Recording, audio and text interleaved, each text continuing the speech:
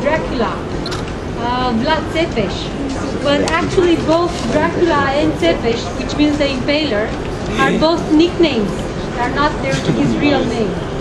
And Dracula, well, actually nobody knows which was his real name, but Dracula comes from his father, because his father was a part of the Order of the Dragon, and he was wearing this big medallion with the dragon around his neck.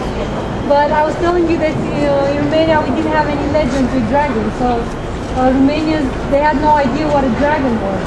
But in Romanian language, dragon, which is dragon, it's very similar with Dracul, which means devil. So instead of calling him a dragon, they call him a devil. So Dracul means the devil. And Dracula is the son of the devil. So we got him. His story is the following. He was born in Transylvania, in a city called Sighișoara, but he didn't live there. He was just born there, and he spent his childhood together with his brother in the Ottoman Empire in Constantinople. They were kind of prisoners of the Ottoman Empire, a guarantee that his father will pay the tribute to them, to the Ottoman Empire. When the time came, his father died and he became the ruler of Wallachia. He came to Bucharest and he was already fed up with the Turks. So he decided not to pay tribute anymore. But imagine, we were a very small country. We could not fight the million-soldier army of the Ottoman Empire. So they sent a 2,000 soldier army to get the tribute from Vlad. He captured all these soldiers and he imprisoned them. And they sent a bigger army, 20,000 soldiers. So he thought, okay, I don't have the capacity to fight them, so I have to find a solution. So he found this solution that he's very known for, and from where he got his nickname, the Impaler. Do you know what impaling is? Yeah? Mm-hmm. Yeah, you know? You want to be my volunteer? So what impaling is, you would take a wooden stick and you would put it in the anus of a person, and you would, without touching any vital organs, you would let that person slide on the stick, on the wooden stick, under its own weight. And the death would come within 48 hours. To make it even more cruel, before impaling the enemies, the Turks especially, he used to put pork fat on the wooden sticks, because they are Muslims and they don't eat pork. So he would say he would kill also their soul, not only their body. The legend says he was so cruel that he used to organize big feasts in front of the dying people. So these people were dying on the sticks and he was just throwing parties with music and dancing and lots of food and so on. So what he did, he took these 2,000 prisoners that came the first time to get the tribute, and he impaled them, all of them.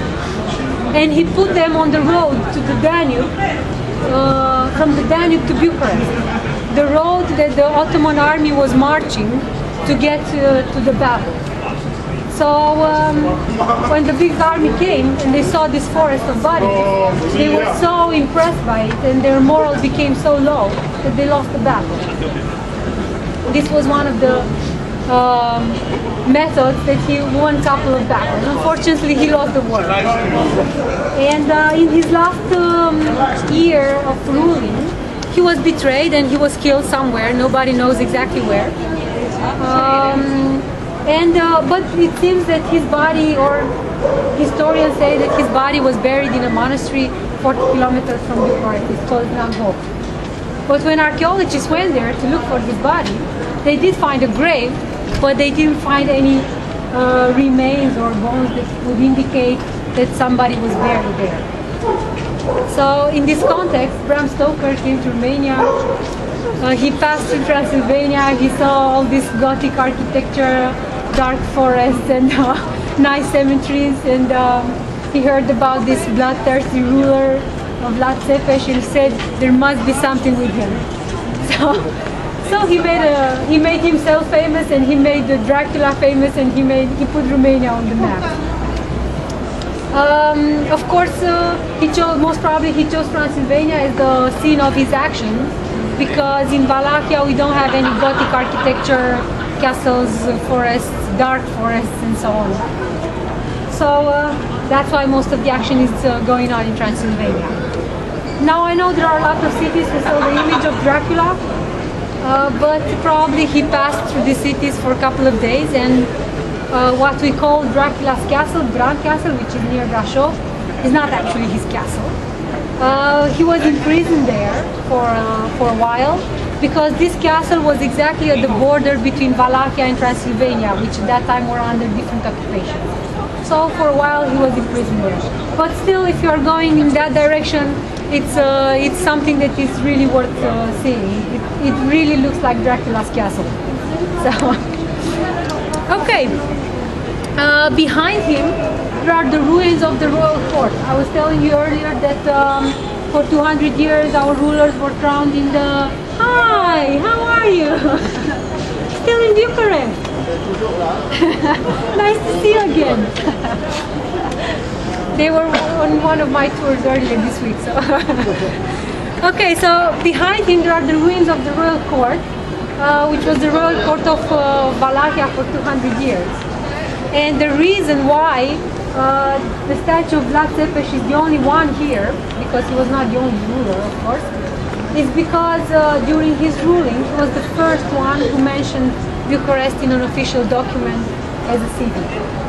So he's a kind of the father of the city.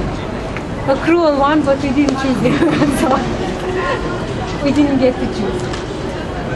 Okay, do you have questions about Count Dracula? Come on, you can do one question. Where was his actual castle, do they believe? There is a citadel, it's called Poenari. It's a bit to the south from Bucharest, but now it's just ruins. So it's nicer to sell Grand Castle than some ruins. Yeah. But this one is very nice. It's just on top of a mountain, and you have to climb something like 1,400 stairs to get there. So it's quite, the view from there is very nice. Thank you. Other questions? No? Do we have somebody from France with us today? Yeah. Okay. We are going to walk on the French street to our next stop.